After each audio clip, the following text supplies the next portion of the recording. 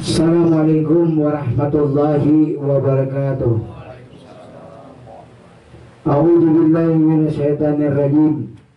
Bismillahirrahmanirrahim. Alhamdulillahirabbil alamin wassalatu wassalamu ala asyrafil anbiya'i wal mursalin sayyidina wa maulana Muhammad wa ala alihi wa sahbihi ajmain, amma ba'du. Subhanaka la ilma lana illa ma 'allamtana innaka antal alimul hakim. Wala haula wala quwwata illa billahil aliyyil azim. Ilahi anta maksudi waridaka matlubi atini mahabbataka wa ma'rifataka ya Allah. Ilahi anta yal qalbi binuri ma'rifatika abadan. Rabbi yassir wa la tu'assir bi zidni ilma warzuqni fahma. Allahumma shalli wa sallim wa barik ala sayyidina Muhammadin nurija wa sirri bi sa'il asmi wa sifat wa ala alihi wa sahbihi wa barik wa sallam ajma'in. Shadaqallahu wajib wa salika rasul kita dirkai.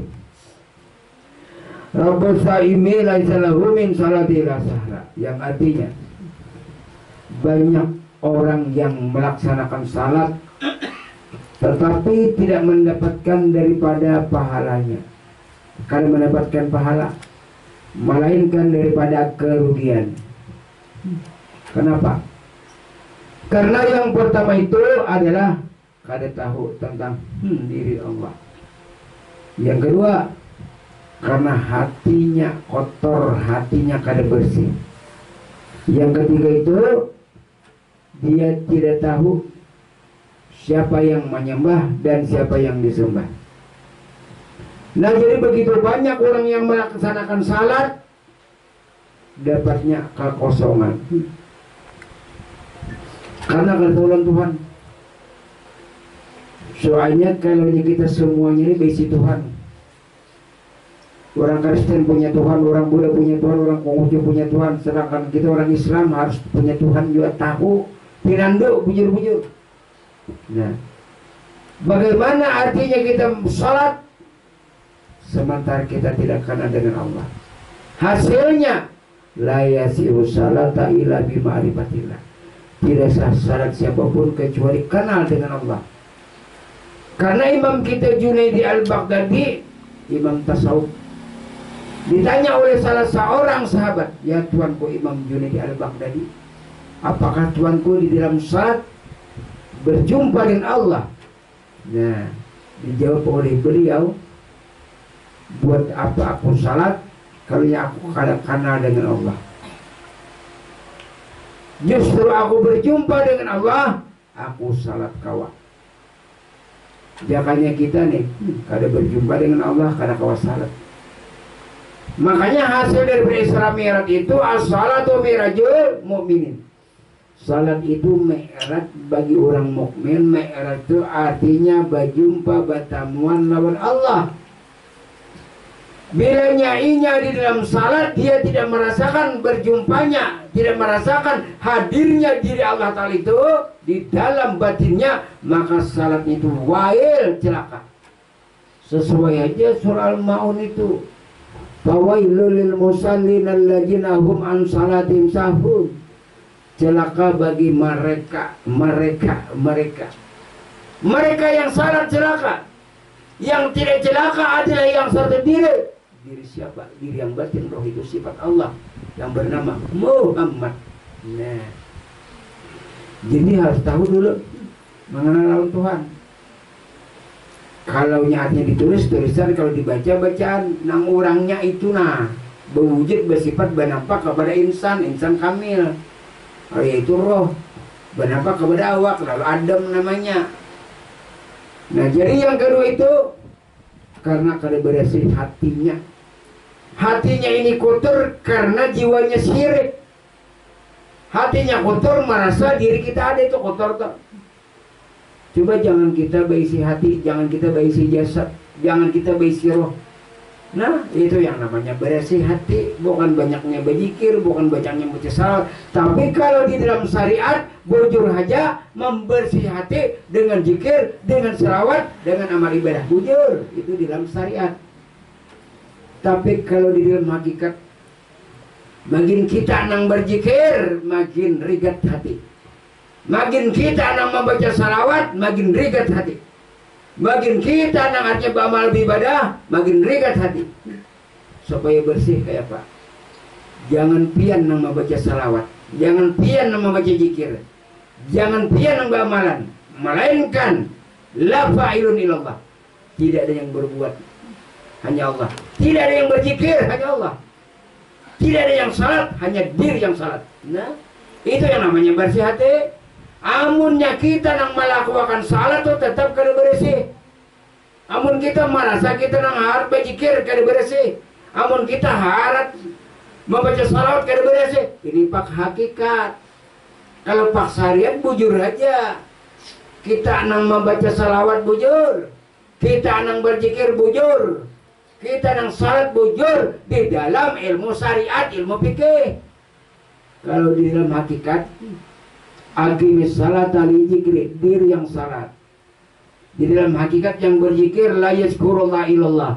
Tidak ada yang berzikir, hanya Allah yang berzikir. Nah, bersih batin. Amun kita merasa diri kita nang beramal beribadah, tetap ringan batin. Yang ketiga, kada tahu nang menyembah siapa, nang disembah siapa. Kalau nyembah menyembah itu dua hukumnya. Dua. Karena ujar baginda Rasul, man abdal isma'unal makna wal kafirun. Barang siapa sembahyang menyembah dua, kafir dan jahil. Makanya tidak lagi menyembah tapi salat. Dan juga menyatakan adanya dirijat wajibal wujud Allah. Allahu Akbar. Nah, jadi satu wujud di dalam satu rahasia. Dua nama tapi satu wujud. Al-abidu wal makbudu wahidun. Yang menyembah dan yang disembah ini. Nah, satu. Kan sambatannya yang menyembah dan yang disembah itu kan dua. Sambatannya dua. Pembicaranya dua. Namun hakikatnya satu. Karena al-abidu wal makbudu wahidun. Yang menyembah dan yang disembah itu satu. Nih satu. Ini orangnya. Ini dirijat wajibal wujud Allah Ta'ala. Nah, ini hamba manusia. Nah, masuk ke sini. Nah, ada yang menyembah keluar ke dalam. Nah, ini yang namanya salat. Ini yang namanya menyatakan adanya diri Allah. Ini mati, benda mati. Ini orang yang hidup. Nang mati ini tidak bisa bergerak tanpa ada daya tarikan si hidup. Siapa yang salat? Bukan ini yang salat, ini yang satu orangnya nana. Siapa ini roh? Roh siapa? Roh diri Tuhan. Jadi kita menyembah.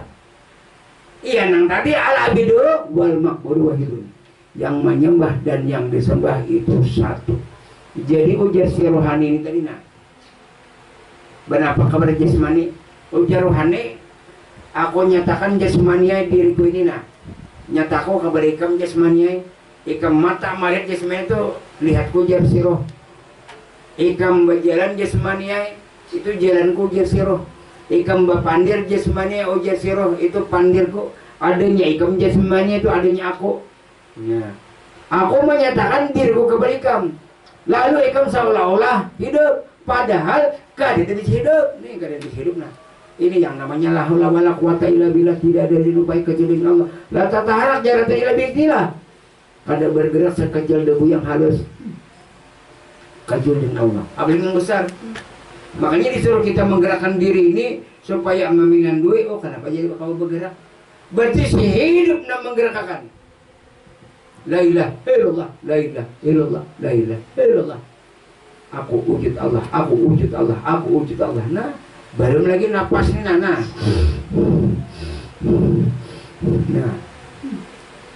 Nah kayak jarum mesin jahit nah.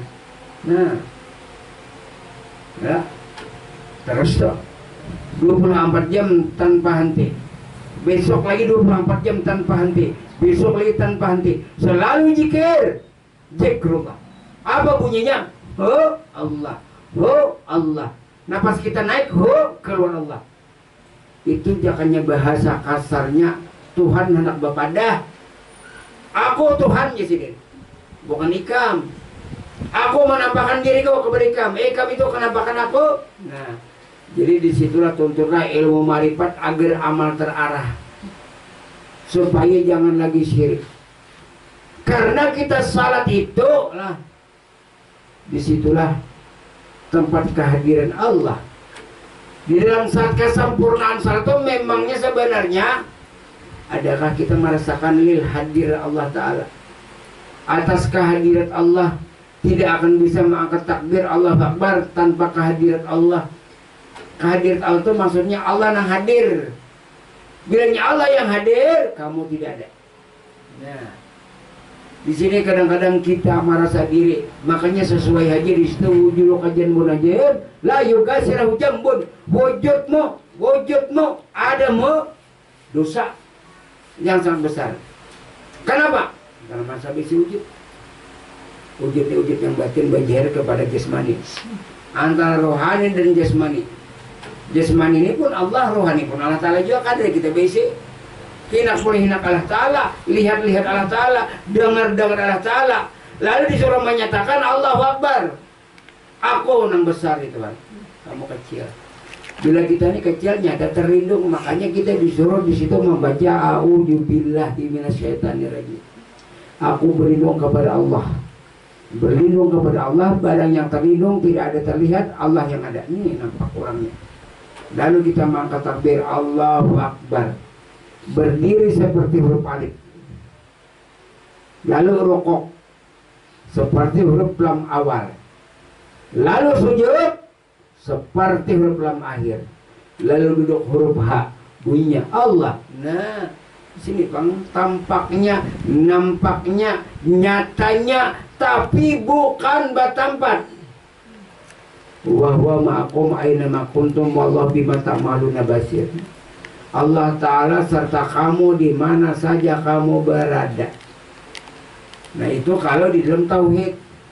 Halusi lagi di dalam tasawuf, tidak ada kamu, Allah Ta'ala beserta kamu. Nah, namun Allah Ta'ala beserta zatnya, sifatnya, asmanya dan afalnya. Tadi kan yang di bawah ini tadi, nah Allah Ta'ala yang beserta kamu di mana saja kamu berada. Nah itu kan belum sempurna lagi, itu masih dua. Karena Allah Ta'ala beserta kamu, berarti kamu ada. Bujur aja juga, tapi sedikit lagi sempurnakan. Allah Ta'ala beserta kamu di mana saja kamu berada, berarti kamu ada. Sempurnakan lagi. Ini nah jawabannya.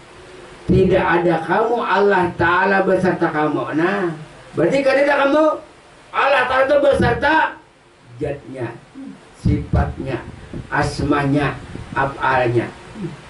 Jati diri roh, sifat Allah batang tubuh, ngaran Allah namanya sama itu kabir sama kabah. Af'alnya nih gerak, berdiri, berduduk, berbaring. Af'alnya berarti serta Allah Ta'ala bertanya. Kalau kamu beserta Allah berarti dua kan di situ. Tapi bujur aja itu untuk menjelaskan dahulu sejak ibaratnya itu hendak meningkat ke atas, tapi jangan bertahan di bawah. Kan wa huwa ma'akum aina ma kuntum itu Allah Ta'ala beserta kamu di mana saja kamu berada. Tapi sempurnakan. Ini kan tersalah juga, kan tersalah. Cuma sempurnakan. Sempurnakan tuh tidak ada kamu, nah tidak ada sudah kita. Tidak ada kamu, Allah Ta'ala beserta kamu. Allah Ta'ala beserta wujudnya juga, beserta sifatnya juga, beserta namanya juga, beserta kelakuannya juga. Jadi satu aja. Mun Allah Ta'ala beserta kamu berarti dua. Nah di sini sama kayak ini pemahamannya. Allah Ta'ala itu kita dekat dengan berarti dua lah. Allah Ta'ala jauh dua juga. Nah itu bujur aja kan tak salah, tapi sempurnakan lagi. Contoh, amun kita nih dekat berarti dua lah. Nah ini supaya kita artinya ini pak di bawah, ini pak di atas, jadi sama-sama tahu. Kita nih dekat lawan Tuhan dua, kita jauh lawan Tuhan dua. Nah supaya satu ya kayak ini tadi nah. Ya satu nah, jauh kadang lah, parak kadang lah. Bilanya parak dua, bilanya jauh dua. Tunggal aja lagi nak wujud Allah Ta'ala ada. La maujuda bihaqil Allah. Kada dan mawujud hanya wujud Allah. Nah, ini wujud Allah. Dua lah. Satu lah. Nah, parak lah. Kada parak, kada jauh. Itu pemahamannya itu Allah Ta'ala itu dirinya parab dua, dirinya jauh dua. Nah, jadi jauh kada, parak kada, maka apa nih? Satu wujud, satu nyawa, satu rasa, satu rahasia. Ini nah rohnya, jatnya dirinya nah. Ini jasadnya. Nah, kada ada dua orang satu. Jasmani dan rohani itu dua nama, tapi satu wujud, satu kenyataan. Kemana rohani? Kesitulah jasmani. Nah, jadi itu nangarnya manunggaling kaula Gusti satu wujud. Nah itu tuh artinya lawan Tuhan ini masra. Yang namanya masra itu satu wujud aja lagi, satu rasa, satu nyawa, satu rahasia. Itu yang disuruh memasrakan. Masrakanlah oleh kamu akan roh dengan jasad. Masalah coba kan gak ada masalah. Nah, maksud masalah itu itihi bujur-bujur. Kawakah jasad bergerak menggada roh. Kawakah melihat menggada rohnya. Jadi masalah roh dengan mata melihat. Masalah roh dengan telinga mendengar. Masalah roh dengan mulut berbicara. Masalah roh dengan batis berjalan. Masalah roh dengan hati bakal hendak. Masalah roh hendak bakal kuat mengangkat takbir menyatakan dirinya Allahu Akbar. Nah, di sini simpun loh. Jadi di situ bujur-bujur menafikan wujud diri kita, mengisbatkan wujud Allah. Makanya dengan kalimat zikir la ilaha illallah itu dua makna. Makna nafi dan isbat. Nafi itu artinya meniadakan, isbat menyatakan. Tiadakan wujud kita, nyatakan wujud Allah. Nah makanya yang bergerak nih nah. Siapa? La ilaha illallah, la ilaha illallah, la ilaha illallah. Bergetar. Nah, kenapa buluh nang dipelatar, amun kubuang apa mantibir. Kenapa tubuh pina menggetar, memandang Tuhan terlalu hampir. Getar mana? Terlalu hampir memandang diri Allah Ta'ala. Nah, sini. Disitulah artinya kenyataan diriku ya Tuhan. Menjadikan kelakuan kepada dirimu, menjadikan sifat melihat basarku kepada dirimu. Itu yang namanya masra. Dikira masra itu kayak apa? Dengan masra itu artinya kamanaruh kamana jasad. Kami alanya sempurna. Masranya antaranya gula lawan banyu teh. Nah, masra lainnya masra. Bakaya pas sebanyak mandi minum dirasakan dinikmati. Masalah antara jasmani dengan rohani dirasakan dinikmati bahwa bakal lakukan ini adalah perpaduan antara rohani dengan jasmani, perpaduan antara Allah dengan hamba. Nah, memang hamba itu hamba Allah Ta'ala juga, hamba kenyataan Allah. Memang hamba ya hamba, Allah ya Allah, tapi hamba ya kenyataan Allah, hamba ya Allah. Itu maksudnya dibelik-belikakan. Hamba Allah, hamba kenyataan Allah. Nah itu ini kenyataannya nah. Kenyataan sifatnya, kenyataan asmanya, kenyataan apalnya, kenyataan rahasianya. Al-insanu sirru wa ana sirru. Insan itu rahasia aku jadi dan aku menjadikan rahasianya. Nah jadi di sini tadi banyak orang yang melaksanakan salat tetapi salatnya lalai, tidak diterima. Karena yang pertama tadi kada tahu tentang Allah. Dia tahu cuma bernama Allah, tapi kada tahu yang bernama Allah itu siapa dan di mana adanya. Nah, yang kedua, hatinya kada bersih. Makanya bilanya hati kada bersih ini, sabaratan ini wadah, hati ini kan wadah. Nah, ini wadah nah. Ini ibaratnya nih hati. Nah, wadah cangkir. Bilanya masuk banyu susu tapi rigat. Di dalamnya penuh dengan debu. Susu kada kawa diminum. Masuk es limos kada kawa diminum. Masuk es satrop kada kawa diminum. Kenapa? Karena wadahnya rigat. Supaya jangan rigat, kosongkan wadahnya. Nah rigat tidak ada debunya. Hati kita rigat ini karena ada debu-debu diri kita karena syirik. Masuk amal ibadah, maluak. Masuk zikir, maluaknya. Masuk daripada salat, nah membulik. Karena hati ini tadi rigat di dalam kekotoran, di dalam kesyirikan. Karena syirik dapat melumpuhkan dari segala amal. Syirik sekecil debu dapat meleburkan segala amal-amal ibadah selama ratusan dia hidup. 100 tahun kan, 200 tahun enggak nyoba amal, tapi syirik sekecil debu. Ada syirik sekecil debu. Biarnya kada tapi beramal, amalnya hanya sekadarnya, tapi nya kada syirik. Inilah yang dicari. Makanya tidur orang yang alim, tidur orang yang ma'rifat, tidur orang yang berilmu lebih bermanfaat daripada orang yang beramal di dalam kebodohan. Kenapa jadi beramal dalam kebodohan? Karena dia kada ma'rifat lawan Allah. Kan bodoh ini. Dia merasa dirinya salat, dia merasa dirinya berzikir, dia merasa dirinya mampu membaca salawat. Itulah orang yang beramal di dalam kebodohan. Lebih baik orang yang tidur, orang yang alim, orang yang marifat, orang yang kenal dengan Allah. Sekalipun dia tidur, tapi dia selalu dalam amal ibadah. Ini istimewanya orang yang alim ma'rifat. Ulang lagi. Tidurnya orang yang alim, orang yang berilmu, orang yang ma'rifat lebih berguna, lebih berarti daripada orang yang beramal di dalam kekosongan, di dalam kejahilan, di dalam kebodohan. Kenapa jadi bodoh? Karena inya merasa dirinya.